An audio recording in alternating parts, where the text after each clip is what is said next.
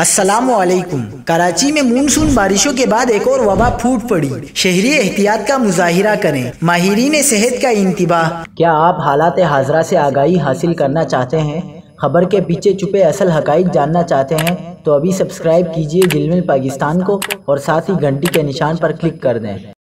आपको बताते चलें कि कराची में मानसून बारिशों के बाद डेंगू केसेस में इजाफा हो रहा है। सिर्फ सितंबर के पहले 20 दिनों में डेंगू के 77 केसेस रिपोर्ट हो चुके हैं। महकमा सेहत सिंध के मुताबिक सिंध में रवां साल अगस्त तक डेंगू के 1365 केसेस रिपोर्ट हुए। डेंगू के 22 अब तक 4 मौत हो चुकी हैं। डायरेक्टर जनरल हेल्थ के मुताबिक सिंध में रवां माह अब तक 338 केसेस रिपोर्ट हो चुके हैं, जिनमें से कराची डिवीजन में 239 डेंगू के केसेस सामने आए हैं। महकमा सेहत का कहना है कि अगस्त से नवंबर मलेरिया और डेंगू की अफजाइश के लिए हॉट ट्रांसमिशन सीजन रहता है। बारिशों के बाद से भी केसेस के ग्राफ में इजाफा देखने में आया है।